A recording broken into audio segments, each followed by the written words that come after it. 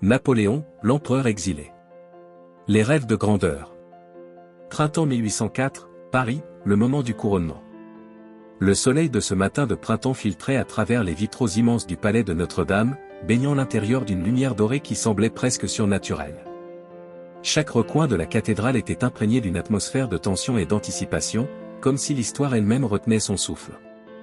Napoléon Bonaparte se tenait au centre, sa silhouette imposante contrastant avec la magnificence baroque qui l'entourait. À 35 ans, il incarnait la jeunesse et l'ambition d'une France qui émergeait des cendres d'une révolution tumultueuse. Ses yeux, d'un bleu-gris perçant, balayaient la salle, analysant chaque détail avec le même regard stratégique qui avait transformé les champs de bataille européens. Les préparatifs. Les semaines précédant ce jour avaient été un tourbillon de préparation minutieuse. Chaque détail du couronnement avait été méticuleusement planifié, chaque symbole soigneusement chorégraphié. Napoléon voulait plus qu'une simple cérémonie, il désirait une proclamation spectaculaire de sa nouvelle ère. Le pape Pie VII était venu de Rome, un voyage long et périlleux, symbolisant l'importance de l'événement.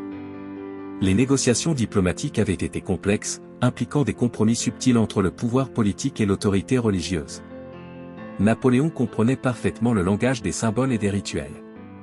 « Monseigneur Talleyrand, murmura-t-il à son ministre des Affaires étrangères, assurez-vous que chaque ambassadeur comprenne la signification de ce jour. Ce n'est pas seulement mon couronnement, c'est la renaissance de la France. » Talleyrand, avec son intelligence politique raffinée, inclina légèrement la tête. « Votre Majesté comprend mieux que quiconque l'art de transformer un moment en légende. La généalogie d'un destin. Pour comprendre ce jour, il fallait remonter aux origines de Napoléon. Né à Ajaccio, en Corse, le 15 août 1769, dans une famille de petite noblesse, il avait toujours été conscient de sa différence. Les îles méditerranéennes, avec leur tradition de résistance et leur esprit indépendant, l'avaient profondément marqué. Son parcours avait été celui d'un homme qui ne se contentait jamais des limites qu'on lui imposait. Brillant élève à l'école militaire de Paris, il avait rapidement gravi les échelons pendant la période révolutionnaire, démontrant un talent stratégique qui dépassait largement son jeune âge. La campagne d'Italie en 1796 avait été son premier grand moment de gloire. À 27 ans, il avait défié les armées autrichiennes, remportant victoire sur victoire, établissant sa réputation de génie militaire. L'Europe avait alors commencé à prendre la mesure de ce jeune général corse. Le rituel du couronnement. Le cardinal Fesch, oncle de Napoléon, se tenait à proximité, son visage reflétant un mélange de fierté familiale et de respect ecclésiastique. La famille de Napoléon, autrefois marginale, était maintenant au cœur du pouvoir français. Le pape Pie VII s'avança, portant la lourde crosse et la couronne impériale. Dans ses mains, ces objets n'étaient pas de simples accessoires, mais des instruments de légitimation divine. « Sanctissime Pater », commença Napoléon, sa voix résonnant dans la cathédrale, « je viens chercher votre bénédiction pour un nouvel ordre en Europe. » Le pape le regarda, conscient des négociations complexes qui avaient précédé ce moment. Napoléon avait clairement fait comprendre qu'il ne serait pas un simple serviteur de l'Église, mais un partenaire, peut-être même un égal. Le moment décisif. Lorsque Napoléon prit la couronne des mains du pape, un murmure parcourut l'assemblée. Au lieu d'attendre que Pie VII la pose sur sa tête, il la saisit lui-même, un geste symbolique qui signifiait clairement « personne ne couronnerait Napoléon, sinon Napoléon lui-même ». Sa femme Joséphine, magnifique dans une robe brodée d'or, le regardait avec un mélange d'admiration et d'inquiétude. Elle connaissait mieux que quiconque l'immense ambition de son mari. « Aujourd'hui, murmura-t-il, je ne suis pas seulement un homme, mais le symbole d'un nouvel empire. La France renaît, et avec elle, une nouvelle vision du monde. » Les témoins silencieux. Autour de lui, les grands généraux de la République, transformés en courtisans impériaux, observaient. Joachim Murat, beau-frère de Napoléon, Louis Bonaparte, Jérôme Bonaparte, chacun conscient que la famille Bonaparte allait désormais régner sur l'Europe. Les diplomates étrangers, venus observer ce spectacle, prenaient des notes mentales. L'Angleterre, l'Autriche, la Prusse, tous comprenaient que ce jour marquait un tournant géopolitique majeur. La promesse et le destin. Dans les yeux de Napoléon brillait quelque chose de plus grand qu'une simple ambition personnelle. C'était la vision d'une France réinventée, d'une nation qui transcenderait ses propres frontières, qui exporterait ses idéaux de liberté, d'égalité et de fraternité. « Je ne suis pas seulement l'empereur de la France, pensa-t-il, mais le porte-parole d'une nouvelle ère pour l'humanité. » Ce jour du printemps 1804 n'était pas seulement un couronnement. C'était la naissance d'un mythe, le commencement d'un destin qui allait bouleverser le continent européen. Mais quels secrets et défis attendait cet homme qui osait défier les conventions de son temps? Quel prix devrait-il payer pour ses rêves de grandeur? Tempête et conquête. Automne 1812, campagne de Russie. L'immensité de la steppe russe s'étendait devant la grande armée comme un désert blanc, implacable et sans limite. Le froid n'était pas simplement une température, mais une force vivante qui mordait la chair, pénétrait les os et transformait chaque respiration en une lutte contre l'anéantissement. Les prémices de la campagne. Napoléon Bonaparte se tenait dans sa tente, penché sur des cartes détaillées, son regard intense analysant chaque kilomètre du territoire russe. Autour de lui, des généraux attendaient, le silence lourd des implications stratégiques de cette campagne sans précédent. L'empereur avait réuni une armée monumentale, près de 600 000 soldats représentant presque toute l'Europe. Des Français, des Italiens, des Allemands, des Polonais, des Hollandais, un mosaïque de nations unies sous sa bannière. Chacun portait en lui l'espoir de la victoire, l'ambition de conquérir ce vaste empire russe qui semblait défier toute logique militaire. La Russie est un colosse aux pieds d'argile, déclarait-il souvent à ses généraux. Une fois son cœur atteint, tout s'effondrera. Le général Bertrand est la confidence impériale. Le général Henri Bertrand, l'un des plus loyaux compagnons de Napoléon, écoutait attentivement. Homme de confiance, il était plus qu'un simple subordonné, il était le témoin silencieux des espoirs et des doutes de l'empereur. Mon général Bertrand, murmura Napoléon une nuit, alors que les premiers flocons de neige commençaient à tomber, comprenez-vous le poids de cette campagne? Ce n'est pas seulement une bataille, c'est un affrontement avec le destin lui-même. Bertrand hocha la tête, conscient de la portée historique du moment. Votre Majesté a toujours transformé l'impossible en réalité. Un sourire fugace traversa le visage de Napoléon, mélange de confiance et d'inquiétude contenue. La stratégie et ses limites. L'objectif était clair, forcer le tsar Alexandre Ier à se soumettre, couper les routes commerciales, humilier l'Empire russe. Mais les Russes avaient une stratégie que peu avaient anticipée, la terre brûlée. Chaque ville, chaque village était systématiquement incendié avant l'arrivée des troupes françaises. Les Russes ne combattaient pas seulement avec des soldats, mais avec la nature elle-même, transformant le paysage en un piège mortel. Les convois français trouvaient des territoires dévastés, sans nourriture, sans abri. Les chevaux mouraient, les hommes commençaient à douter. Récit des soldats. Jean-Martin Lacroix, un jeune soldat de 22 ans originaire de Bordeaux, notait dans son journal. Le froid n'est pas un ennemi, c'est un monstre vivant. Nos doigts collent aux métaux des fusils, nos pieds sont comme des blocs de glace. Certains de nos camarades s'endorment dans la neige, ne se réveillant jamais. Les histoires de souffrance se multipliaient. Des soldats mangeaient des chevaux morts, buvaient leur propre urine pour survivre. L'épopée napoléonienne se transformait en tragédie humaine. La bataille de Borodino. Le 7 septembre 1812, la bataille de Borodino devint le point culminant de la campagne. Un affrontement titanesque où 250 000 hommes s'affrontèrent, répandant le sang sur la neige blanche. Napoléon observait depuis une colline, calculant chaque mouvement comme un joueur d'échecs cosmique. Les canons tonnaient, la terre tremblait, l'histoire s'écrivait à chaque décharge. C'est ma bataille, murmura-t-il, ma plus grande bataille. Et pourtant, malgré la victoire technique, la victoire stratégique lui échappait. Les Russes se retiraient, laissant un terrain dévasté. La retraite. Moscou, conquise, mais à quel prix? La ville était un brasier, incendié par ses propres habitants. Napoléon réalisa alors que sa campagne était perdue. Le général Kutuzov, son adversaire russe, avait compris ce que personne d'autre n'avait saisi, on ne vaincrait pas la Russie par la force, mais par l'endurance. Le moment de la vérité. Un soir glacial, Napoléon convoqua ses généraux. La retraite est notre seul salut, déclara-t-il, sa voix résonnant d'une tristesse contenue. Bertrand le regardait, voyant l'homme derrière le mythe, comprenant que cette campagne marquerait à jamais le destin de l'empereur. La retraite de Russie devint l'une des plus grandes catastrophes militaires de l'histoire. Sur 600 000 hommes, moins de 100 000 revirent la France. Serait-ce vraiment la première grande défaite du jusqu'alors invincible Napoléon? Ou le début d'une légende encore plus grande? La chute. Printemps 1814, l'abdication. Le château de Fontainebleau, jadis symbole de la grandeur impériale, ressemblait maintenant à un théâtre de la tragédie finale. Les murs historiques semblaient porter le poids de l'histoire, témoin silencieux de l'effondrement d'un empire qui avait transformé l'Europe. Le cercle se resserre. Napoléon Bonaparte, l'homme qui avait défié les rois et redessiné les frontières du continent, se trouvait désormais assiégé par les puissances alliées. La coalition formée par l'Angleterre, l'Autriche, la Prusse et la Russie avançait inexorablement, réduisant ses derniers espaces de manœuvre. Dans sa chambre, entouré de quelques généraux fidèles, Napoléon analysait sa situation avec ce mélange unique de lucidité stratégique et de passion indomptable qui l'avait toujours caractérisé.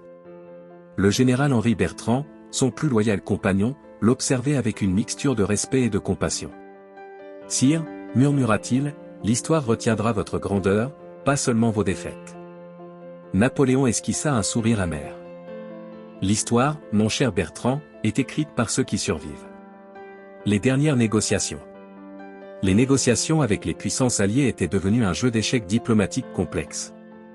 Le tsar Alexandre Ier de Russie, autrefois respectueux, était maintenant déterminé à voir Napoléon tomber définitivement. Les émissaires se succédaient, apportant des propositions de plus en plus drastiques, abdication, exil, réduction territoriale. Chaque proposition était un coup porté à l'immense ego impérial.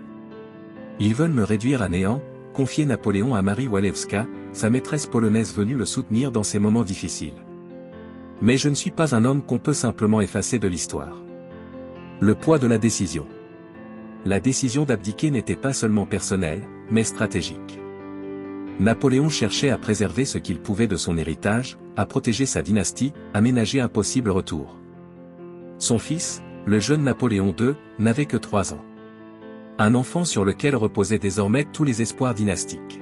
« Je n'abdique pas seulement pour moi, dit-il à son frère Lucien, mais pour l'avenir de notre famille, pour la France. » La scène dramatique de l'abdication. Le 6 avril 1814, dans une salle du château de Fontainebleau, Napoléon signa son acte d'abdication. Un moment chargé d'émotions contenues, où l'homme qui avait conquis l'Europe reconnaissait ses limites. Ses généraux pleuraient ouvertement. Certains, comme Ney, avaient juré de mourir pour lui. Mais la réalité militaire était implacable. « Je me retire, déclara-t-il, mais l'idée que j'ai représentée continuera de vivre. » Les derniers moments à Fontainebleau. Dans les jours qui suivirent, Napoléon organisa ses derniers préparatifs.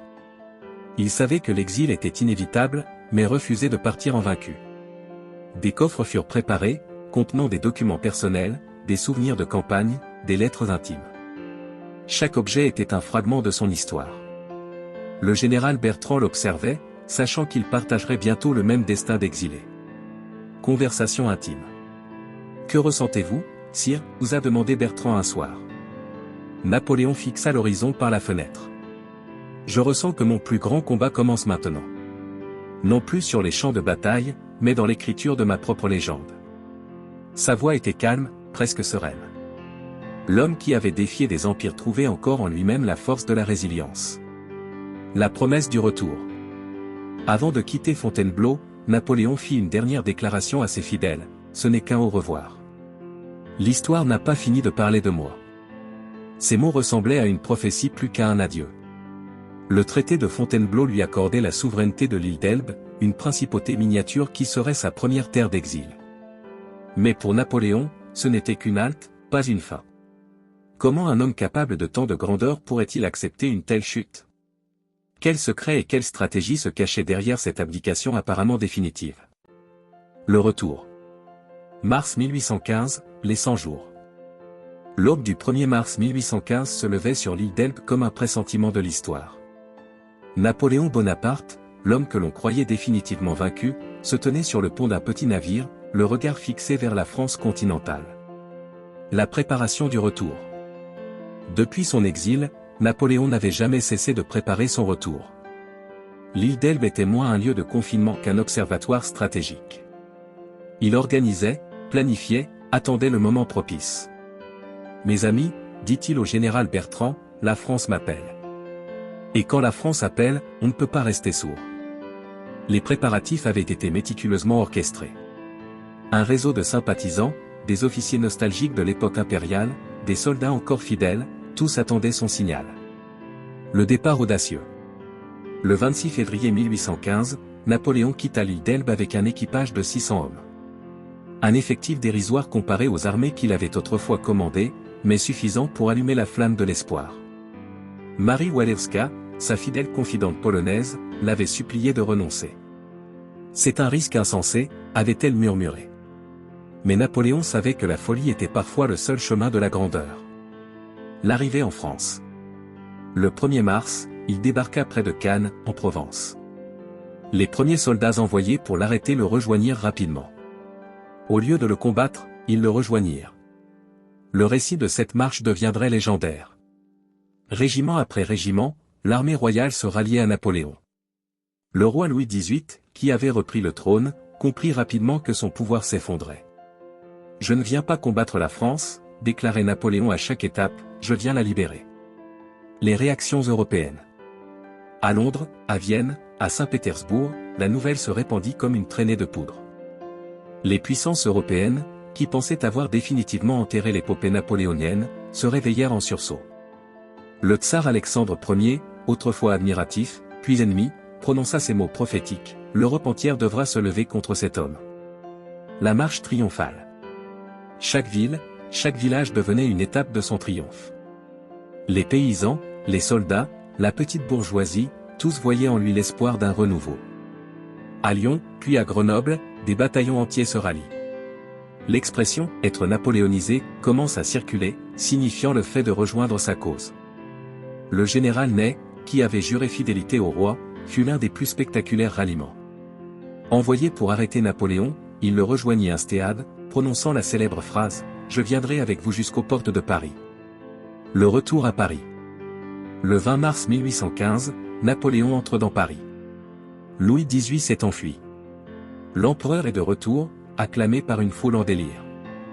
La France m'a reconnu, déclare-t-il, non comme un conquérant, mais comme son fils légitime. Les défis immédiats. Mais le retour n'était pas une simple restauration. Napoléon devait reconstruire un pouvoir fragilisé, rassembler une armée, faire face à une Europe coalisée contre lui. Sa première tâche fut de refonder un gouvernement. Il promet des réformes libérales, cherche à montrer qu'il a compris les leçons de ses précédentes erreurs. Stratégie militaire. Napoléon comprenait que son salut ne viendrait que par une victoire militaire rapide. Les puissances européennes préparaient déjà leur riposte. Ils devaient frapper vite et fort. Nous devons les battre avant qu'ils ne nous envahissent, expliquait-il à ses généraux. La défensive serait notre arrêt de mort. Les préparatifs de guerre. L'armée fut rapidement reconstituée.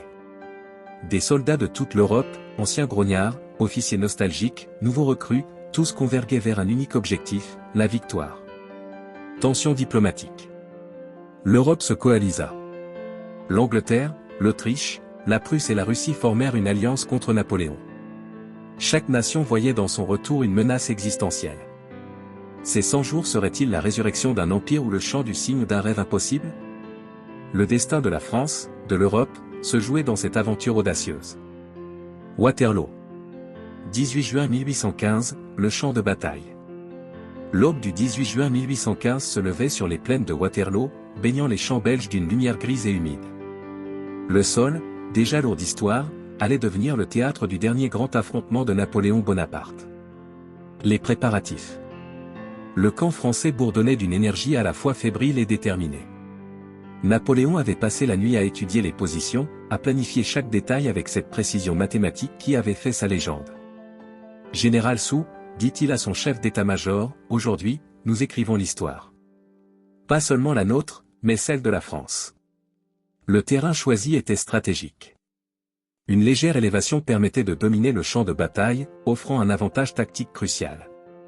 Les armées alliées, commandées par le duc de Wellington et le maréchal prussien Blücher, se trouvaient dans une position difficile. Les forces en présence. L'armée française comptait environ 72 000 hommes. En face, près de 118 000 soldats alliés, anglais, néerlandais, prussiens, attendaient, prêts à en découdre. Napoléon observait ses troupes. Ces hommes n'étaient pas seulement des soldats, mais les derniers défenseurs d'un rêve impérial. Chaque visage portait l'histoire de campagnes précédentes, de victoires et de défaites. La stratégie napoléonienne. L'empereur comptait sur sa vitesse et sa capacité à frapper rapidement. Diviser pour mieux régner, isoler les forces alliées avant qu'elles ne puissent se rejoindre, telle était sa stratégie. Nous devons frapper Wellington avant l'arrivée des Prussiens, expliqua-t-il au général Ney. Chaque heure compte. Le duel des généraux. Le duc de Wellington, de son côté, avait choisi un terrain défensif remarquable. Des haies, des fossés, des positions surélevées, chaque élément du paysage était transformé en fortification naturelle. Napoléon croit encore pouvoir gagner par la stratégie, murmura-t-il à ses officiers. Nous le prouverons le contraire aujourd'hui. Les premières heures de bataille. Le canon commença à tonner vers 11h30. La première attaque française visait le château d'Hougoumont, un point stratégique défendu par les Britanniques.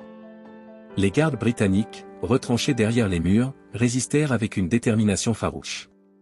Napoléon comprit rapidement que cette bataille serait différente de ses précédentes campagnes. Le général Ney et la charge de cavalerie. Michel Ney, le « brave des braves », lança plusieurs charges de cavalerie impressionnantes. Des milliers de cavaliers français s'élancèrent contre les carrés britanniques, une tactique qui avait tant de fois réussi par le passé. Mais Wellington avait préparé ses troupes. Les carrés restèrent imperturbables, repoussant charge après charge. Ils ne passeront pas, criait Ney, sa voix se perdant dans le fracas des canons. Le drame humain. Chaque mètre carré du champ de bataille devenait un théâtre de souffrance et de courage. Des milliers d'hommes tombaient, transformant l'herbe verte en un tapis rouge sang. Napoléon, du haut de sa position, observait. Chaque mouvement, chaque perte était analysée avec un détachement presque scientifique. L'arrivée des Prussiens.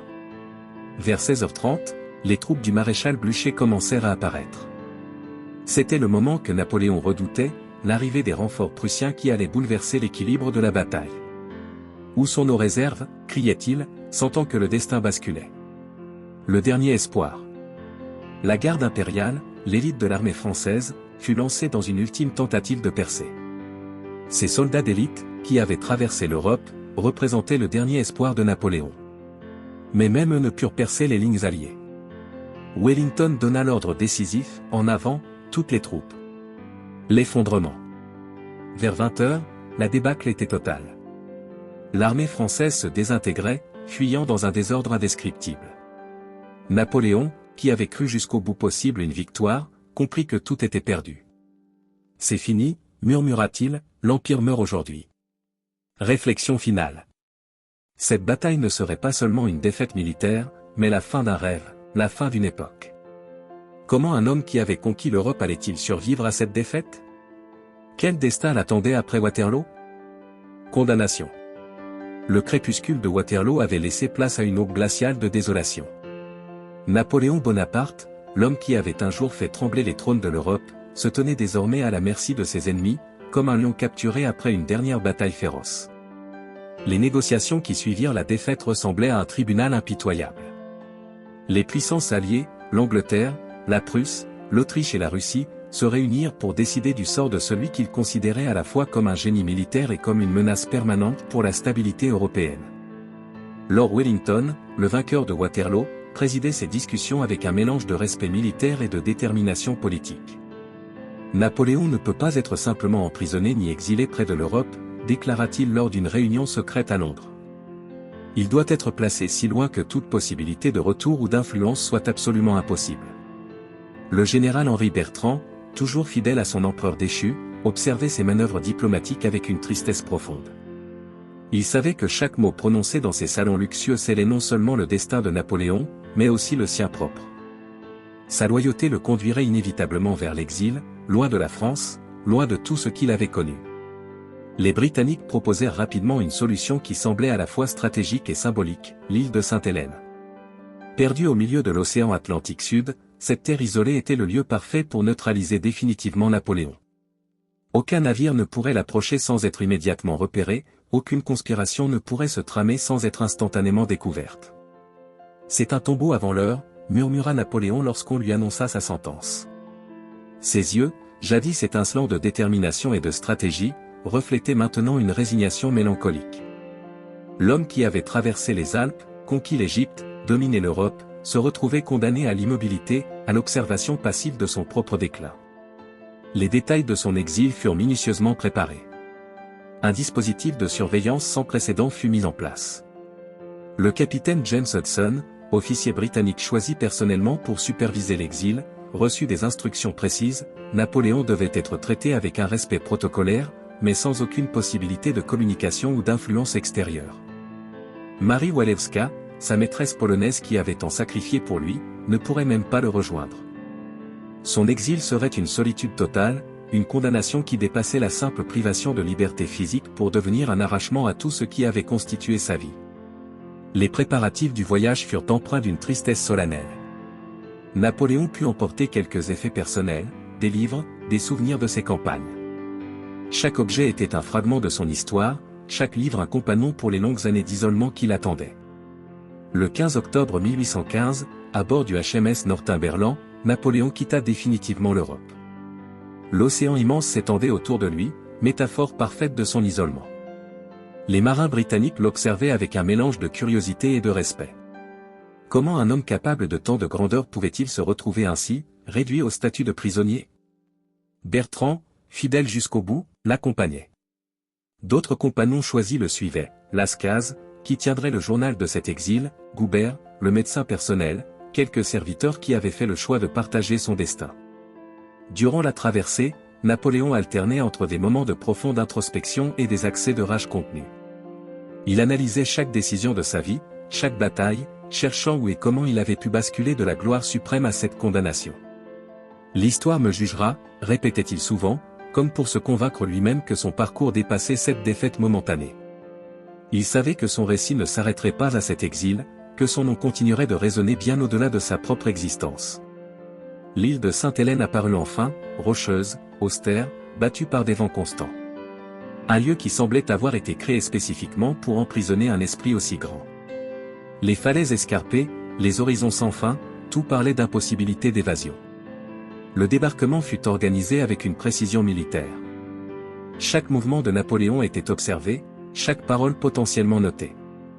Sa cellule de geôlier serait le Longwood House, une demeure simple mais suffisamment confortable pour maintenir les apparences d'un traitement honorable. Napoléon comprit immédiatement la portée symbolique de ce lieu. Ce n'était pas seulement un exil, mais un effacement progressif, une mort sociale avant la mort physique. Son empire, ses rêves, tout semblait se réduire à cette île minuscule, perdue dans l'immensité océanique. « Me voici donc », dit-il à Bertrand lors de leur première promenade sur cette terre qui serait désormais son monde, transformé de l'empereur des Français à un simple prisonnier d'État. La condamnation était totale, géographique, politique, existentielle. Sainte-Hélène ne serait pas seulement un lieu, mais la dernière page de son histoire épique, le dernier chapitre d'une vie qui avait fait trembler le monde. Solitude impériale. Les années s'écoulent sur Sainte-Hélène comme un sable mélancolique, lent et implacable. Napoléon, l'homme qui avait autrefois fait trembler le monde, se retrouve désormais prisonnier d'un espace infinitésimal, confronté à lui-même, à son histoire, à ses souvenirs. Le Longwood House devient son univers. Chaque mur, chaque fenêtre raconte l'histoire d'un homme déchu mais pas vaincu. Les journées s'organisent avec une régularité monastique, un rituel quotidien de survie intellectuelle et émotionnelle. Le matin, Napoléon se réveille avant l'aube.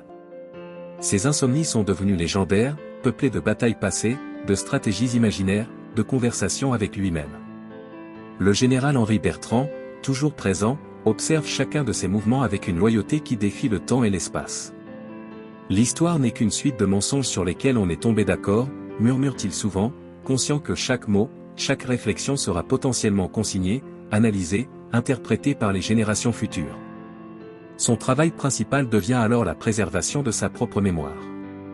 Il dicte ses mémoires, reconstruit chaque campagne, chaque bataille avec une précision chirurgicale. Lascaz, son fidèle secrétaire, note méticuleusement chaque mot, chaque détail. C'est un travail de mémorialiste et de stratège, une ultime bataille livrée contre l'oubli.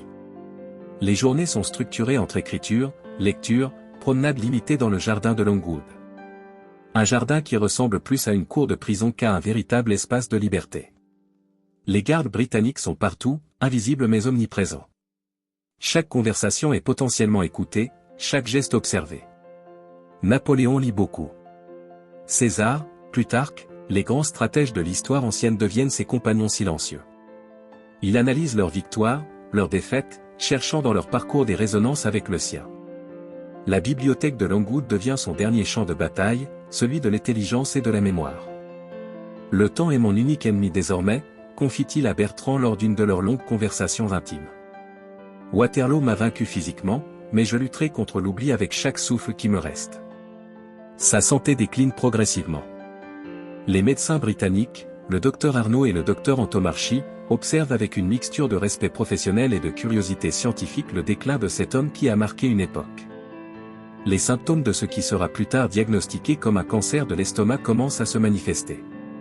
Les douleurs sont de plus en plus fréquentes, les moments de faiblesse plus nombreux. Mais Napoléon refuse de se laisser abattre. Chaque moment de souffrance devient une nouvelle occasion de réflexion, de construction de sa légende personnelle. Il écrit beaucoup sur sa famille. La Corse, ses origines, sa mère Laetitia qui a tant influencé son parcours. Des pages et des pages sur son enfance, sur les premières années qui ont forgé son caractère. Un exercice à la fois thérapeutique et stratégique, montrer qu'il était plus qu'un conquérant, qu'il était un homme avec une histoire, des racines, des émotions. Marie Walewska, sa maîtresse polonaise, n'est plus là. Mais son souvenir persiste, symbole d'un amour qui a transcendé les frontières et les conventions. Il écrit sur elle avec une tendresse qui surprend ceux qui ne le connaissaient que comme un stratège froid et calculateur. Les relations avec les Britanniques sont complexes. Le gouverneur Sir Hudson Lowe est perçu comme un geôlier tatillon, obsédé par les moindres détails de surveillance.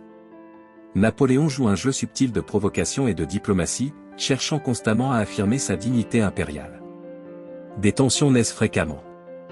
Un jour, Napoléon refuse catégoriquement de porter un certain type de vêtements, rappelant qu'il était empereur. Un autre jour, il discute de stratégie militaire avec ses compagnons, démontrant que son génie n'a pas été émoussé par l'exil.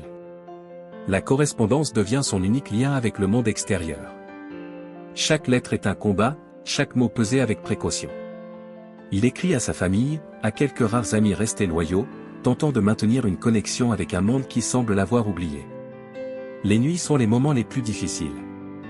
Le vent de l'Atlantique Sud souffle avec une violence qui rappelle la rugosité de son propre destin. Dans ces moments de solitude absolue, Napoléon confronte ses doutes, ses regrets, ses échecs. Il analyse Waterloo encore et encore. Chaque détail de la bataille est disséqué, chaque décision remise en question. Était-ce vraiment la fin inévitable? Aurait-il pu faire quelque chose différemment? Ces questions le hantent sans relâche. La nature même de Sainte-Hélène semble conspirer contre lui. L'île est rocheuse, venteuse, isolée. Les horizons sont limités, symbole parfait de sa propre condition. Mais Napoléon refuse de se laisser abattre. Il transforme cet espace de confinement en un territoire de résistance intellectuelle.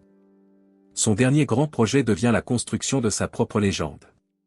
Chaque mot, chaque récit est pensé comme une pierre à son monument historique. Il sait que son véritable combat se jouera dans la mémoire collective, bien au-delà de sa mort physique.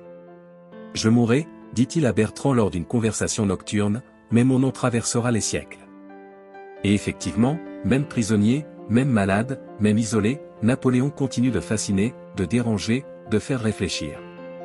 Sa solitude impériale devient sa dernière et peut-être sa plus grande bataille. L'héritage.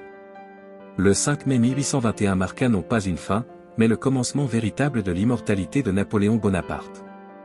Les derniers rayons du soleil de Sainte-Hélène illuminaient le Longwood House, témoin silencieux de l'agonie d'un homme qui avait transformé le visage de l'Europe. Depuis plusieurs semaines, la maladie rongeait le corps de l'empereur. Le cancer de l'estomac progressait inexorablement, réduisant ce colosse qui avait autrefois fait trembler les trônes du continent à un corps fragile, prisonnier de ses propres souffrances. Le docteur Antomarchi, son médecin personnel, observait avec une tristesse professionnelle le déclin de cet homme extraordinaire. Les derniers jours de Napoléon ressemblaient à une symphonie mélancolique de souvenirs et de réflexions. Parfois lucide, parfois dans un état de semi-délire, il traversait les époques de sa vie, revivant bataille, couronnement, victoire et défaite. Le général Henri Bertrand, fidèle jusqu'au bout, veillait, captant chaque murmure, chaque fragment de pensée de celui qui avait été l'empereur. « Je vais rejoindre Alexandre le Grand », murmura-t-il un jour, établissant une dernière fois ce lien avec les grands conquérants de l'histoire. Sa conscience oscillait entre l'acceptation de sa fin prochaine et la volonté de laisser une marque indélébile. Les Britanniques observaient ce moment avec un mélange de respect et de soulagement. Le capitaine Hudson, responsable de sa surveillance, comprenait que la mort de Napoléon signifierait bien plus qu'un simple décès, ce serait la fin définitive d'une ère. Dans ces derniers moments, Napoléon dicta des instructions, parla à ses compagnons, organisa ce qui serait sa dernière bataille, celle de la mémoire. Chaque mot était pesé, chaque souvenir transmis comme un héritage précieux. Il savait que son histoire dépasserait largement sa vie physique. Le 5 mai au matin, il sentit que son heure était venue. Entouré de Bertrand, d'Antomarchi, de quelques serviteurs fidèles, il prononça ces dernières paroles: la France, l'armée, tête d'armée, Joséphine. Un dernier souffle, et l'empereur s'éteignit. Son corps fut préparé selon un cérémonial qui mêlait les traditions impériales françaises et le protocole britannique. Un linceul blanc l'enveloppa, ses décorations militaires soigneusement placées. La nouvelle de sa mort se répandrait lentement à travers l'Europe, réveillant des émotions complexes. Les Britanniques organisèrent des funérailles empreintes de respect. Une tombe fut creusée dans un lieu isolé de l'île, loin des regards, comme pour continuer cette volonté d'isolement qui avait caractérisé ces dernières années. Un monument simple, sans ostentation, marqua l'emplacement. Mais la mort de Napoléon ne signifia pas sa disparition. Au contraire, c'était le début de sa véritable légende. En France, en Europe, partout où son nom avait résonné, on commença à construire le mythe napoléonien. Sa famille, dispersée par les événements politiques, commença à recueillir et à préserver ses écrits, ses souvenirs. Sa mère Laetitia, qui avait tant influencé son parcours, devint une gardienne de sa mémoire. Ses frères et sœurs, qui avaient connu les sommets et les abîmes de la gloire impériale, devinrent les premiers conservateurs de son héritage. Les historiens commencèrent immédiatement à écrire, à analyser, à comprendre. Chaque bataille fut réexaminée, chaque décision disséquée. Napoléon devenait plus qu'un homme, il devenait un concept, un symbole de l'ambition humaine, des possibilités de transformation sociale. En France, son image oscilla entre la condamnation et la glorification. Pour certains, il était un tyran qui avait sacrifié des générations de soldats à son ambition personnelle. Pour d'autres, il représentait l'espoir révolutionnaire, l'idée que l'origine sociale ne devait pas limiter les ambitions individuelles. Le Code Napoléon, son œuvre juridique la plus durable, continuerait d'influencer les systèmes légaux bien au-delà de son époque. Des principes d'égalité devant la loi, de mérite personnel, de rationalité juridique qui transcenderaient les siècles.